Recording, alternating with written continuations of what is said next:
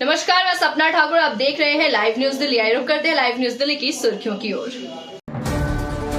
PM Modi ने आम आदमी पार्टी पर साधा निशाना। पीएम ने कहा आयुष्मान योजना लागू नहीं होने दी क्योंकि उनको दिल्ली वासियों की परवाह है। ये आपदा वाले अब हर दिन एक नई घोषणा कर रहे हैं। इसका मतलब है कि उनको रोज पराजय की नई नई खबरें मिल रही हैं। ये इतने डरे हुए हैं कि इन्हें रोज सुबह नई घोषणा करनी पड़ रही है।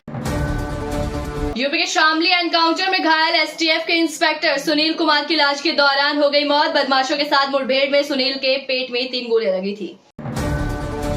ताहिर हुसैन को सुप्रीम कोर्ट से फिलहाल अंतरिम जमानत नहीं मिली। सुप्रीम कोर्ट की 2 जजों ने विभाजित फैसला सुनाया है। इसी के बाद अब 3 जजों की बेंच के पास मामला जाएगा। महाकुंभ में योगी कैबिनेट ने पहले राज्य के लिए कई फैसलों का किया ऐलान। इसी के बाद कैबिनेट ने महाकुंभ में आस्था की डुबकी लगाई।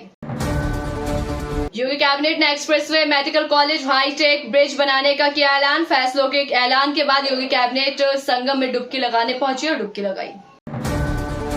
प्रयागराज में यूपी के सीएम योगी आदित्यनाथ ने ऐलान किया कि केजीएमयू सेंटर को मेडिकल कॉलेज के रूप में स्थापित करने का निर्णय लिया गया है। साथ ही उन्होंने कहा कि 3 जिले हाथरस, कासगंज और बागपत में 3 नए मेडिकल कॉलेज स्थापित किए जाएंगे।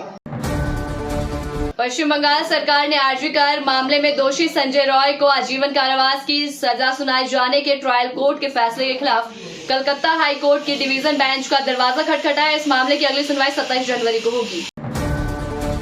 दिल्ली दंगों के ट्रायल में देरी पर सुप्रीम कोर्ट ने उठाए सवाल। कोर्ट ने पूछा 5 साल बाद भी ट्रायल क्यों खत्म नहीं हुआ, सिर्फ 4 गवाहों से पूछताछ क्यों। कोर्ट ने कहा ट्रायल में बहुत देरी हो रही है। अरविंद केजरीवाल ने मिडिल क्लास के लिए घोषणा पत्र किया जारी। केजरीवाल ने कहा middle class note bank vote bank में फंसा हुआ है। पीएम मोदी दिल्ली चुनाव के रण में उतरेंगे। पीएम मोदी दिल्ली में 3 रैलियों को करेंगे संबोधित। पीएम मोदी की पहली जनसभा 29 जनवरी को उत्तर पूर्वी दिल्ली के 4 पुस्ता करतार नगर के पास यमुना खादर क्षेत्र में आयोजित होगी। इसके बाद दूसरी रैली पीएम मोदी 31 जनवरी को द्वारका में सेक्टर 14 के पास स्थित वेगास मॉल के निकट संबोधित करेंगे। इसके अलावा तीसरी साउथ दिल्ली या फिर सेंट्रल दिल्ली में संबोधित करेंगे। आम आदमी पार्टी के सूत्रों के हवाले से बड़ी खबर। मिडिल क्लास परिवारों के लिए आम आदमी पार्टी मैनिफेस्टो करेगी जारी। 12 बजे मिडिल क्लास परिवारों के लिए मैनिफेस्टो जारी किया गया। पहली बार कोई पार्टी मिडिल क्लास परिवार के लिए मैनिफेस्टो जारी कर रही है। आम आदमी पार्टी के संयोजक केजरीवाल ने दिल्ली चुनाव से पहले पीसी कर आरोप लगाया कि दिल्ली में खुलेआम पैसे और सामान बांटे जा रहे हैं। आम आदमी पार्टी के संयोजक और दिल्ली के पूर्व सीएम अरविंद केजरीवाल ने पीसी कर बीजेपी पर साधा निशाना। केजरीवाल ने कहा दिल्ली चुनाव में इनकी धोखाधड़ी से बात नहीं बनी तो अब बीजेपी खुलेआम गुंडागर्दी पर उतर आई है। वॉशिंगटन में 1 घंटे तक क्वाड की बैठक हुई। इस मीटिंग में भारत के विदेश मंत्री एस जयशंकर भी हुए शामिल। प्रवेश वर्मा के पंजाबियों को लेकर दिए गए बयान पर अब आम आदमी पार्टी के संयोजक अरविंद केजरीवाल ने किया पलटवार। केजरीवाल ने कहा ये बयान सुनकर मुझे बहुत पीड़ा हुई। दिल्ली को पंजाबियों ने संवारा है। पंजाबियों को देश के लिए खतरा बोलकर बीजेपी ने दिल्ली में रहने वाले लाखों पंजाबियों को अपमानित किया है। बीजेपी को पंजाबियों से माफी मांगनी चाहिए। जानलेवा हमले के बाद मुंबई के लीलावती अस्पताल में भर्ती अभिनेता सैफ अली खान को आज छुट्टी मिल गई है।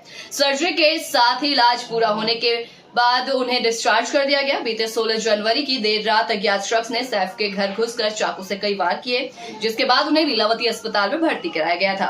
सैफ के डिस्चार्ज होने के बाद कई वीडियोस और तस्वीरें सोशल मीडिया पर वायरल हो रही हैं। इन तस्वीरों और वीडियो में सैफ को सही सलामत देखने के बाद फैंस की खुशी का ठिकाना नहीं है। भले ही सैफ को छुट्टी दे दी गई है, लेकिन उन्हें डॉक्टरों ने अभी घर पर ही रहकर आराम करने की सलाह दी है। बता दें कि हमले में सैफ के पीठ में गहरी चोट आई थी और 2.5 इंच का एक ब्लेड का टुकड़ा सर्जरी कर उनके बैग से निकाला गया था। सर्जरी की वजह से उन्हें डॉक्टर कुछ दिन और आराम करने की सलाह दे रहे हैं। इस बीच मुंबई पुलिस ने उनके अपार्टमेंट में क्राइम सीन को रिक्रिएट किया है। जांच में जुटी फॉरेंसिक टीम ने बिल्डिंग का पूरा मुआयना किया है और फिंगरप्रिंट के साथ दूसरे सबूत भी जमा किए हैं। मामले में एक आरोपी को गिरफ्तार किया गया। चोरी के मकसद से घर में घुसे शख्स ने सैफ पर अटैक किया था। आरोपी बांग्लादेशी निकला है। मुंबई पुलिस हमलावर शरीफुल इस्लाम, शहजाद मोहम्मद, रोहिल्ला, अमीन फकीर को सैफ के घर लेकर गई थी ताकि क्राइम सीन तैयार किया जा सके। आरोपियों के कई फिंगरप्रिंट्स अलग अलग जगहों से लिए गए हैं। दुनिया के जाने माने उद्योगपति गौतम अडानी मंगलवार को पूरे परिवार के साथ प्रयागराज पहुंचे। उनके साथ उनकी पत्नी डॉक्टर प्रीति अडानी, चेयरपर्सन अडानी फाउंडेशन, उनके बेटे करण अडानी और जीत अडानी, बहू परिधि अडानी और उनकी पोतियां भी थी।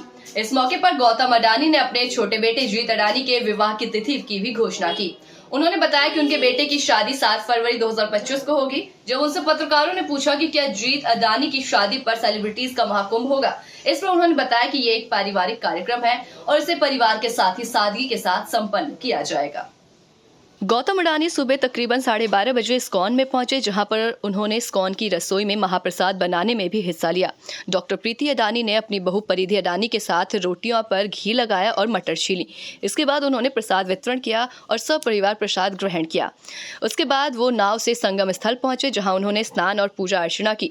संगम दर्शन के बाद वो अभिभूत नजर आए। स्नान और पूजा अर्चना के बाद उन्होंने मीडिया से बातचीत की। उन्होंने कहा, अद्भुत, अद्वितीय और अलौकिक। प्रयागराज आकर ऐसा लगा मानो पूरी दुनिया की आस्था, सेवा भाव और संस्कृति यही का मां गंगा की गोद में आकर समाहित हो गई है। कुंभ की भव्यता और दिव्यता सजीव बनाए रखने वाले सभी साधु संत, कल्पवासी और श्रद्धालुओं की सेवा में तत्पर शासन प्रशासन, सफाई कर्मियों और सुरक्षा बलों को मैं हृदय से धन्यवाद देता हूँ। मां गंगा का आशीर्वाद हम सभी पर बना रहे। अडानी ने इस भव्य आयोजन के लिए सीएम योगी और पीएम नरेंद्र मोदी का आभार व्यक्त किया। इसके साथ ही उन्होंने कुंभ प्रशासन और पुलिस की प्रशंसा की। वहीं गौतम अडानी इसके बाद गीता प्रेस के पंडाल गए, जहां पर उन्होंने आरती संग्रह का वितरण किया। आपको बता दें कि गौतम अडानी ने गीता प्रेस के साथ मिलकर 1 करोड़ आरती संग्रह वितरण करने और इस्कॉन के साथ मिलकर प्रतिदिन 1 लाख लोगों को खाना खिलाने का संकल्प लिया। मंगलवार को सुबह गौतम अडानी पहुंचे प्रयागराज। दोपहर 12:30 बजे इस्कॉन में प्रसाद सेवा किया। दोपहर 1:20 पर संगम घाट पहुंचे, जहां से नाव उन्हें लेकर संगम स्थल तक गई। तकरीबन 2 बजे वो बड़े हनुमान मंदिर पहुंचे और विधिवत पूजा अर्चना की। उसके बाद तकरीबन 2:30 बजे गीता प्रेस के स्टॉल पर पहुंचे, जहां पर गीता प्रेस के आरती संग्रह का वितरण किया। इसके बाद उन्होंने शंकराचार्य मंदिर, विमान मंडप के दर्शन करने के उपरांत अहमदाबाद चले गए। देश दुनिया की तमाम छोटी बड़ी खबरों से जुड़ने के लिए देखते रहे लाइव न्यूज दिल्ली और अपनी खबरें दुनिया तक पहुंचाने के लिए हमारी वेबसाइट www.livenewsdelhi.com पर संपर्क करें। नमस्कार। अभी सब्सक्राइब करें हमारे चैनल लाइव न्यूज दिल्ली को और साथ में बेल आइकन दबाना ना भूलें। Live news Delhi.